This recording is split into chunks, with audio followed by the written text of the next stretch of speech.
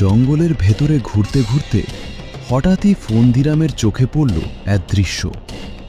এক নিরহ ছাগল তার ছোট্ট বাচ্চাটাকে সঙ্গে নিয়ে শান্ত মনে ঘাস খাচ্ছে। আর সেই দৃশ্য দেখেই শিয়ালের চোখে দুষ্টু ঝিলিক ফুটে উঠল। সে ধীরে ধীরে এগিয়ে গিয়ে বলল, আরে ছাগল দিদি, কেমন আছো? এটা কি তোমার সন্তান নাকি? তোমার বাচ্চাটা তো খুব সুন্দর হয়েছে, একেবারে তোমারই মতো। ছাগল বলল, কে রে, শিয়াল ফন্দিরাম নাকি?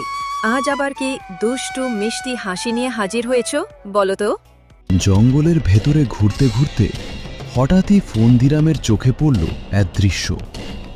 এক নিরহ ছাগল তার ছোট্ট বাচ্চাটাকে সঙ্গে নিয়ে শান্ত মনে ঘাস খাচ্ছে।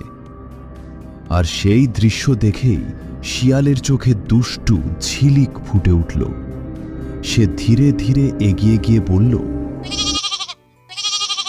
আরে ছাগল দিদি, কেমন আছো? এটা কি তোমার সন্তান নাকি? তোমার বাচ্চাটা তো খুব সুন্দর হয়েছে, একেবারে তোমারই মতো। ছাগল বলল, কে রে, শিয়াল ফন্দিরাম নাকি? আজ আবার কি দুষ্টু মিষ্টি হাসি নিয়ে হাজির হয়েছ, বলো তো?